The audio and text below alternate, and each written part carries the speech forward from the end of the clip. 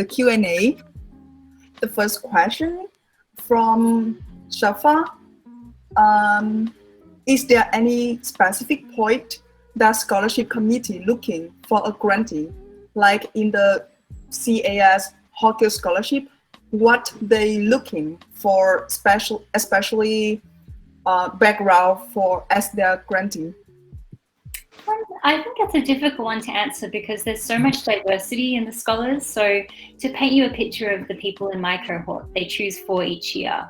One of the people he's focusing on national security, I believe, so foreign intelligence.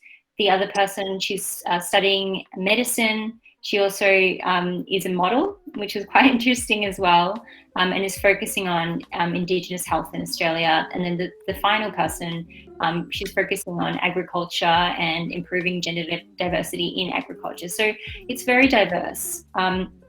So in terms of interest, I don't think there's really one particular thing. What is more important, again, is how you can craft the vision for what you want to achieve and where the scholarship can take you. So that, I think, is the most important part. And I think, of course, showing excellence in your field, whatever you choose that to be. So mine was international relations, and I could, point to internships and volunteering and that kind of thing as well. So of course, there is also what is in your background, but it's not specifically a certain type of thing. More, again, what you've done and how you will use your scholarship moving forward. I think that's the most important part, and how they can see that vision as well. The next question from Fang Hu Lin. Is this scholarship based on merit or leadership based? That's a great question. It is leadership. Merit in terms of, I think academic excellence is a factor. It's certainly not the only factor. I didn't receive the perfect final grade when I graduated, but I did have a higher grade, and I noticed that with the scholars, they tend to have academic excellence, but it's certainly, I think, leadership overwhelmingly that is the most important element. For the next question from Monica, do you have any recommendation platforms for us to find out some scholarships? Great question. I would really recommend using your university to do that, the first thing. So your university will often have help to find various internships. So I'd firstly recommend that.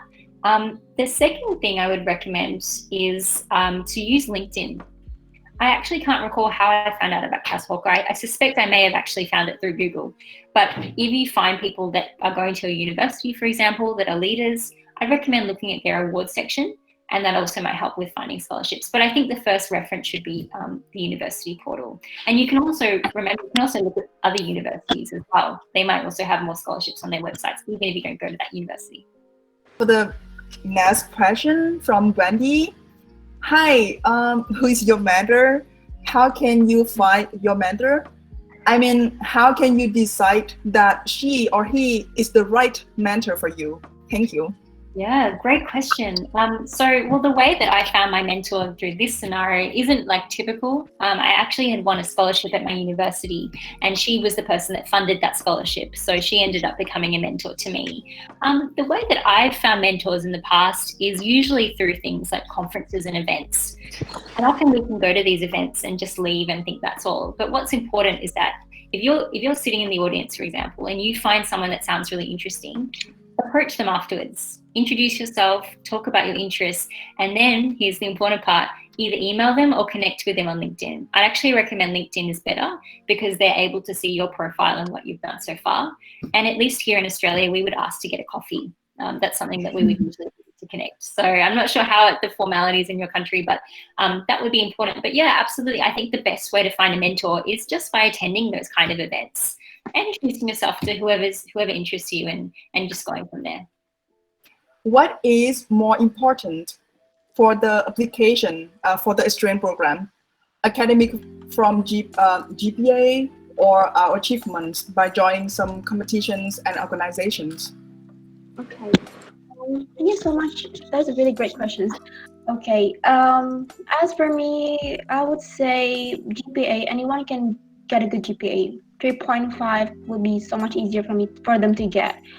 But achievement, such as winning in a competition, is much more important because it shows the panelists or the interviewer that you are capable of doing skills.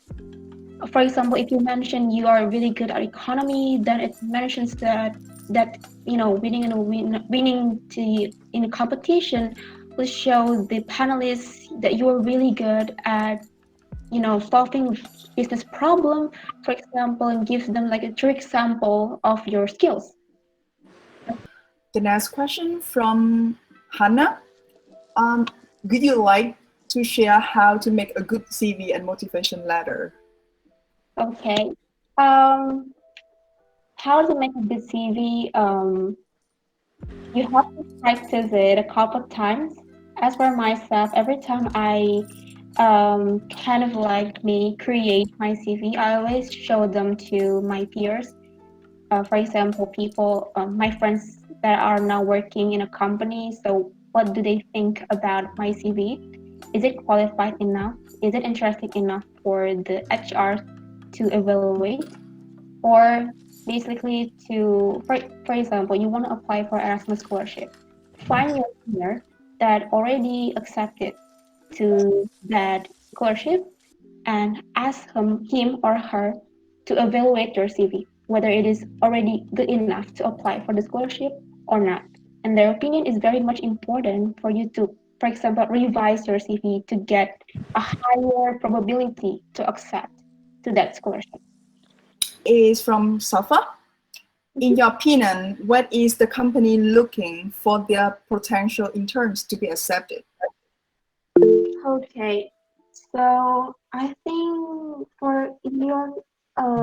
if you want to apply for a multinational company, then what we're looking for first is agility.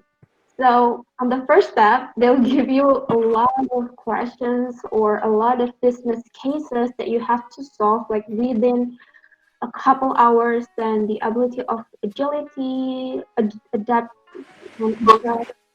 and your solving skills is very, very important if you want to apply for multiple. But other than that, if you want to pursue other fields, then you have to master on skills that could get you past through your career, your future career. So for the next question from Aliyah, are only people with a lot of experience able to get scholarships? This is very, very common question that people often ask. Right. So yeah, I mean, I think that depends on the scholarship, whether they're looking for experience. I think to some extent, at least with the KASHOKA, I think experience is important. Experience, not necessarily job experience, because many are from high school or first year university, but to show experience is more like, I'd say a better way to frame it is involvement. How have you shown your involvement through university, through your own initiatives, that kind of thing. So it's certainly something that should be focused on. And it's something that should be prioritized. I mean, it's a different conversation when it comes to merit-based scholarships, but instead of focusing it on experience, for example, if you have a job that you've had for 2 years, that's experience, but it's not necessarily going to show how you stand out. So it's how have you gone above and beyond, and also how have you taken opportunities that make sense within the vision that you're talking about? Is it relevant, your work? And if it isn't relevant, why did you do it, and kind of feed it back into the purpose and the why. And I was able to do that through talking about my interest in international relations and showing my internships, conferences, public speaking, that kind of thing. I could tie it back into that vision. A question is from Ahaji. And the question is, can language barrier be an obstacle to gaining a scholarship and an exchange program? It kind of depends, I think. I would imagine, though, if you're applying, as an international student, often scholarships are unfortunately only available for domestic students. But certainly if one was open to international students, I don't think it would be a barrier. In saying that, I would say make sure that you run it past, if possible, a native English speaker that can read your application and kind of work out, the different language. But certainly if it's open to an international student, I don't think so. I guess the purpose of that is just practice, right? If you're able to find a native English speaker, or at least a fluent English speaker, practicing over and over and over again, the kind of responses you would give would really help set you apart. So if you can show you've practiced and you're confident in your answers, I think you will be fine. Thank you for the sharing from Yasmin, and also Pefiza. Do you want to share anything about the language barrier to our participants? All right, so language barrier, if you want to do an exchange, well, language barrier wouldn't be really important. But if you want to apply for a scholarship, sometimes scholarship might need your kind of like task to prove that how much language skills that you have, especially if you're coming from a non-English speaking country. So it might be really important. But once you get into, for example, the exchange in, let's say, Australia, for example, then the language barrier wouldn't be really a problem for them because they do understand that you're not coming from non-English, from an English speaking country. You're coming from non-English and you're there to practice your English. So it doesn't really matter. They understand. How from Hanwin, how do you encourage yourself when you get rejected for the first time? Oh, okay, I got rejected a lot of times. Information. I experienced it too. I truly understand. Everyone, have experienced rejected a couple of times, and you feel so sad, devastated. I don't want to apply again. I just want to be in my room, sitting and kind of like crying. Oh my God, why? Why? But please don't do that. Maybe for a day, it's okay. I mean, try to release your stress, your sadness. It's totally fine, but do not ever do it more than one day because, other people are chasing their life or chasing their career and you're there only in your room. So don't give up, pick up, and then, try to achieve whatever you want to achieve. When you set your goal, there is kind of like something that I believe when you want to achieve your goal, then nature will allow you to do it. So just bring it on, guys. Add on to that as well. I think another thing I would recommend is that feedback is difficult to ask for, but I think it's important. And if they're willing to give feedback, I think that's certainly something that you could use. Again, like it feeds back to the purpose of mentors and always getting feedback. And I mean, I've certainly experienced so much rejection, especially in high school going to university. It was terrible. I got rejected first round for so much. But I use that almost as a way to motivate me to continue to work hard and, again, be so good that they can't ignore you. But there's some truth to that. But I think feedback also is quite useful. This is a question from Zuba and to both of you.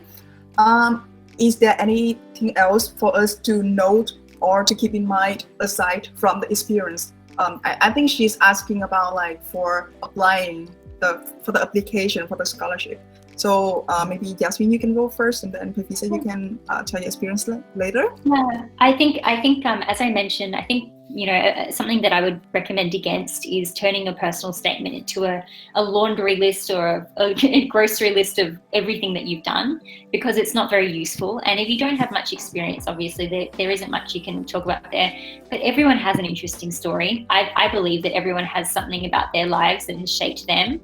So even though experience is important, and I would strongly encourage you all of you to do that, and especially pursue internships and overseas experiences. Again, think about your story and how that makes you stand out. Thank you, Yasmin. And now, Pefiza, you can share your opinion about this. Okay, so for me, I haven't mentioned that. Please list it down. All the scholarship or exchange program that you wanted to do in the future.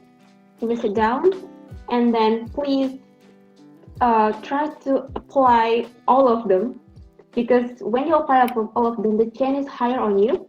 That's the second. And third, if you got rejected, please do not give up. Please try multiple times. It's okay. Now we go to a question for Yasmin from Over. Excluding financial support, does the scholarship benefit you in other ways? Interesting question. I think the main way it's supported me is my ability to pursue other opportunities. Without this scholarship, I would be working part-time, studying, doing law, which is already taking up a lot of time. So the main way it's helped me is to give me freedom, I suppose, freedom to pursue what I'd want to pursue. The second thing I think it would also give me is to help build my platform and give me legitimacy. If I decide to do postgraduate studies, I can point towards this scholarship. But the most important thing is that it's given me the ability to think about what I would like to achieve, and that's been so incredibly helpful because it means I can, study and do so much more that I otherwise wouldn't be able to do. So now we go to those kind of questions that they ask like both of you. One question from Maida: how to overcome anxiety during a scholarship interview, like the nervous, the scary feeling during applying. So Jasmine, you can go first, and then Pafisa, you can. Okay. Well, yeah, I think a lot of it is, experience. I think in the first few interviews, it's really, really scary. But I think if you do it enough times, there's also a level of, it reduces your anxiety. In saying that, what I mentioned before, things that might sound really silly, like power posing, has some merit, right? Something that even like psychologically kind of helps you prepare. That's what I suppose. I guess, realizing that people on the panel are also human beings. They're not robots that are there to criticize you. They're also humans. They're also, they have good days and bad days, and they've probably done this a lot of times. So it's nothing new that you would be nervous. That's not a bad thing. What's important is that you can collect yourself. If you're feeling like, oh my God, I'm totally getting mixed up in what I want to say, it's okay to stop and take a breath and say, hey, I'm feeling pretty nervous. And then think about it and continue on. Because I think the worst thing you can do is totally get mixed up in your head. If you've gotten to this stage, they already want you in a way, right? So if you've practiced enough, you have the answers. You have the answers inside of you. So those would be my tips. Thank you, Yasmin, very much for your sharing. And Pafisa, do you want to say anything about this? All right, completely agree with Yasmin, completely, because every time I do an interview, I was nervous. But one thing that I want to remind you that just relax. They're human, correct, Yasmin? They understand you, very much they understand you. But I think practice is very, very important. Practice before you're doing interview, practice in front of the mirror, being a fool. I know it's like a foolish thing, but it's very, really useful if you want to have an interview with like CEO of a company or executive board of company is really important. And the third is, I would say, pray before you enter the room. That's what I always do. Like, just leave it to God. Don't think anything else. Yeah. If I could quickly also add on that, I just realized another thing that I do. I always get there early. I don't just get there early and wait in the lobby. So that is something that I think that would create nerves. I would go to a cafe nearby and just sit with my thoughts, turn off my phone, just kind of separate myself, because I think you'd never want to go to an interview feeling like you just were in a rush. That would be the worst thing you could do. So get there early, get there half an hour, even an hour early, and go sit somewhere nearby and just collect your thoughts. That's also important. We move to the next question from Maida to both of the speakers. What are the certain things which make your CV attractive? Maybe Pafisa, you can go first from this question. All right. Maybe after this, I will show you my LinkedIn so that you get to know the how the CV works better. But for me, always keep it short. Do not keep it like, for example, three pages CV. Oh my God, who's gonna look at it? Right?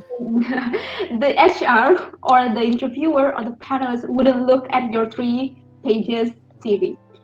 Just keep it 1 page. And then try to do as simple as possible. For example, you already volunteer on some kind of organization, mention the organization and your role. And then also the second thing is, what did you do that really makes you impress on yourself during that experience? But in a simple way. Keep it short, always keep it short. That's what makes it HR see your CV. It will be looking interesting for HR. Promise. Guarantee. Okay, so Jasmine, do you want to say anything else? Yeah, I would say I focus on my CV. First of all, under each experience, I put dot points. It's just easier to read instead of chunks of paragraph. And at least in most roles, I try to show what has actually been my achievements in that role. So it's very easy to say, well, this is what I did.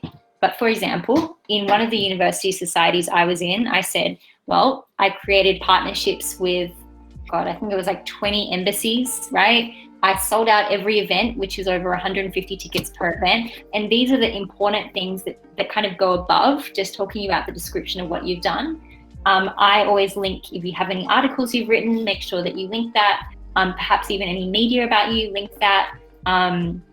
What else do I do? I also separate it, and this depends on how much experience you have, but I separate it into experience, university, and delegations, because I've been on a few different conferences. So that's also helpful for them to kind of visualize.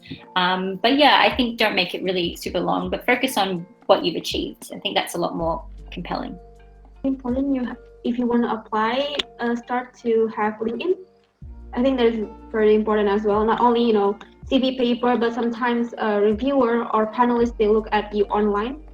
So that's also important. The next question for both of you: how can we change our development in social and personal skills if we get a scholarship? I think the first thing that it would teach you is probably the idea of networking, right? Like not just in the scholarship, but afterwards, for example, we had an awards ceremony that had, it was hosted by the person that won Australian of the Year. And that was, I don't know if any of you, I guess you're supposed to, the cave rescue in Thailand, of the young boys that were rescued by 2 Australian scuba divers, I think, or something like that. Anyway, so he was hosting it. So, and we had, politicians there and leaders and things. So I think that would be the biggest thing in terms of social development, the idea of networking with people that are more experienced and older than you. And again, fantastic opportunity, because they could become mentors, or you could, meet with them later. So that's probably the biggest thing. Thank you, Yasmin. So, Pepisa, do you want to add anything else?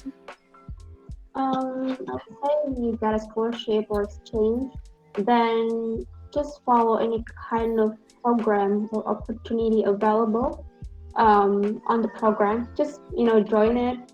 I believe that you got friends there, or maybe a mentor, because my experience, I was in Poland, I joined a conference in Berlin, in Germany, and I got a mentor from there, and until now I connected with him. And it really helped me a lot throughout my university, because every time I just did some kind of, academic paper, I suppose I always got a kind of feedback from him, and it's really beneficial, and lucky for me to have him, We move to the next question for both of you. Are there any minimum requirements for language skills? And do scholarships like Erasmus accept IELTS? I'm not really sure the update for now for IELTS requirements, but as far as I know, for Erasmus, they require, most of them require IELTS for a non-English speaking country. I think around 5 band will be okay, but if you go up higher to 6.5, and I think you get better chance to get into the recruitment process and get approved by the scholarship. Yes, they do have the requirement for English skills. Yasmin, do you? Yeah, I'm not sure if it applies in this case, just because mine is for domestic students. So you would assume most would be native speakers. So I don't think that applies. All right. I think as me myself was also an Erasmus Plus scholar. Hi. Oh yeah, so I got an exchange program in Romania, and I do believe that the Erasmus, they do accept IELTS, and if even there are some exception, like for example, if you are learning in a school for languages, for example English languages, then you can, prove that if your school is teaching in like totally in English.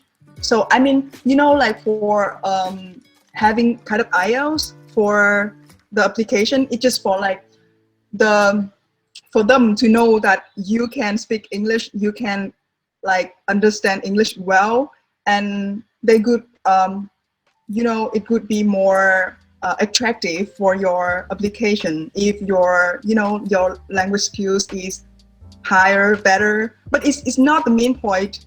Remember, it's like language requirement is not the only point that they will, like look at it and choose who is the winner for the scholarship. The next question for both of you. Would it be better to join an exchange program, but you will have to graduate a semester late, or skip that opportunity and graduate on time? Okay, well, I didn't have an experience on, get a semester late because of my program, because in Erasmus you get the chance to transfer your grades from the university abroad. So it's not a problem for me to get a semester later. But if the case is after you join the scholarship, exchange scholarship, and then you get a semester late, it's totally fine, because the experience will be really beneficial for you if you apply for a company than other than your peers who doesn't have the experience. So I don't think that a semester late would be a problem. So again, actually this question was applied to my case that I got Erasmus scholarship for my very last semester at university. So which means that if I take the scholarship I take that opportunity, that I will have to graduate 1 year later than my other friend. And I thought a lot about it, and finally I decided to take the opportunity, and I never regretted that. As Professor said before, that having yourself in the international environment, especially in a student program, that you will have a better individual, like you will develop yourself so much more than just staying around your city. And then so the experience for yourself is very important. That like I think later on after you graduate, it's really hard for you to have those kind of opportunities, so grab it. It depends on personal individual preference and situation, but it's just like I'm sharing my case that it actually applied to me, and I never regret my decision. Question from Remy: how to answer the question, tell me about yourself? Maybe Yasmin, you can have a lot of experience in the interview. So I know it's such a big question, because it's like, tell me your entire life in a few sentences. I mean, the first thing I would say is that this is something that needs to be practiced. How would I tell me about yourself? I would probably just start with my name and my degree. Tell me about yourself. I guess, probably, again, it would tie back into that storytelling thing. So it kind of depends on how they frame tell me about yourself. It could either be going into your background. Otherwise, I would just think about your top few interests. So depending on the scholarship, if Cass Walker asked me, tell me about yourself, I would say, I'm Yasmin, I'm a 4th year law and international relations student, and I have a passion for engaging young people in politics. And then perhaps going, a little bit into your journey there. Obviously don't make it super long, but it is an elevator pitch about yourself. So I think in the very, very beginning, flag exactly what you're interested in, and that will kind of be the theme for what you talk about throughout that interview. So Professor, do you have interview or for your scholarship or for your intern abroad? So do you have any experience about this question? Okay, well, a lot of interviews when you want to get into scholarship or interns, then they ask you this question. And for me, before the interview, please kind of like list down or mention what are the things that makes you interesting enough for the interviewer. List it down, and then totally agree with Jasmine, practice it with your friends or with in front of mirror. they'll be okay. And then also, you know, when you do it a couple of times or a lot of times, then you get used to it and you don't feel kind of like overthink about to tell me yourself, because it's kind of like, you know, a personal branding. So within the meantime, you get used to it. We move to the next question. For both of you, generally, what are the questions asked when you're interviewing for scholarship or exchange programs? So maybe for the scholarship, we go first with Yasmin. Yeah, good, really good question. So I think the first they asked actually is, what do you know about Charles Hawker, who's the person that is my scholarship is about? So they actually tested us on how well we researched into the background of the scholarship. So that was, I guess, a tricky question that you should prepare yourself for, the history of whatever scholarship you're applying for. The next one was, tell us a bit about yourself. Then they actually presented me with a choice. They said we could either follow the questions they had written, or they could make it more tailored to my application. So ask me questions based on my actual personal statement.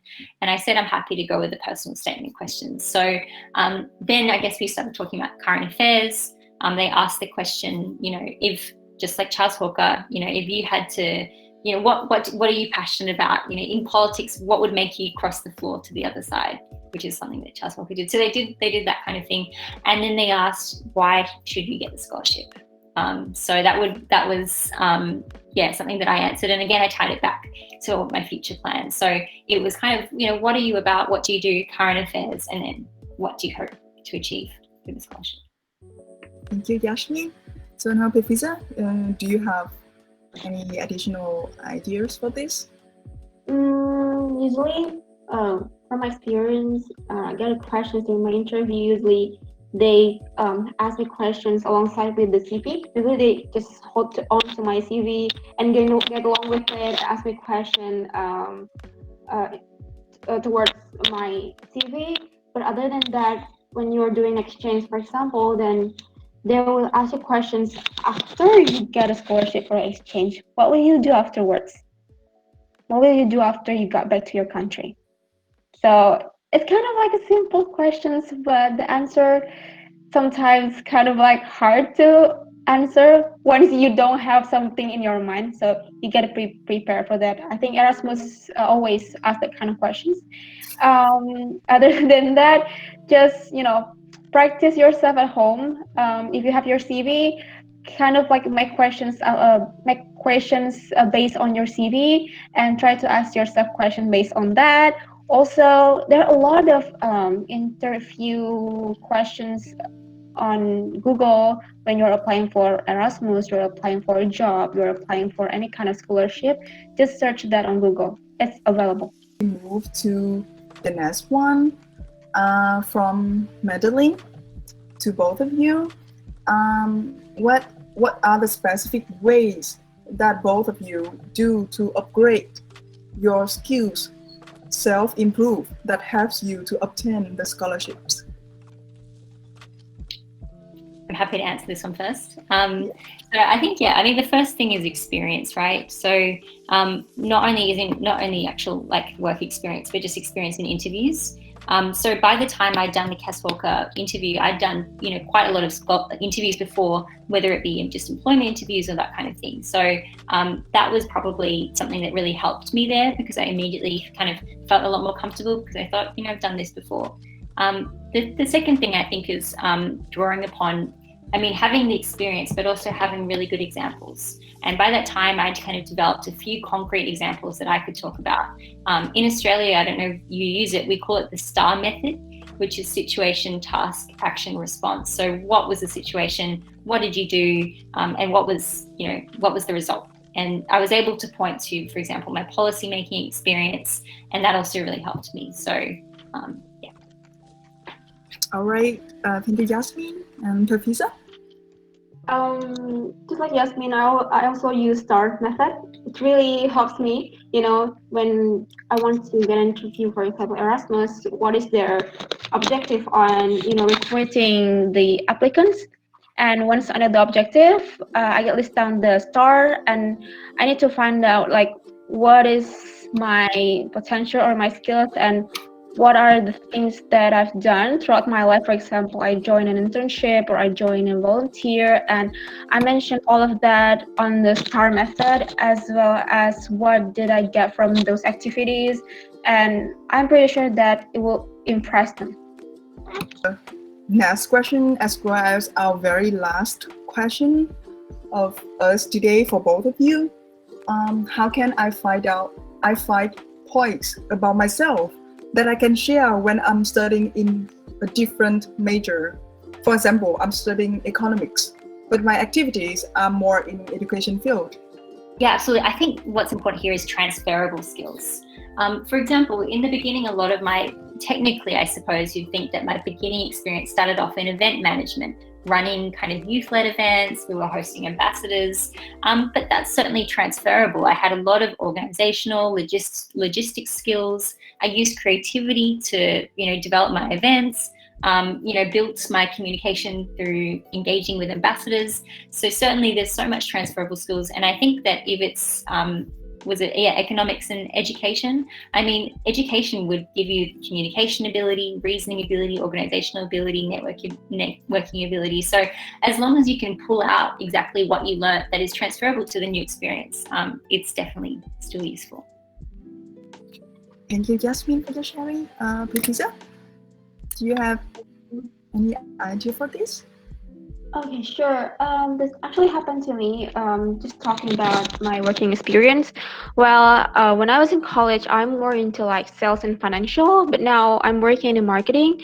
But I find that during my learning at school about sales and financial, it really helps me on my marketing field. For example, if you want to budget how much you could spend for marketing on your brand, then I got learning from financial, or for accounting on my learning in my school. And for sales, even though you have a marketing story on your TV or for your brand, then you don't really know how to distribute your product throughout your sales team, then your brand will not be sold to the customer. So I think if it is transferable for the career that you want to pursue, then it will not be a problem.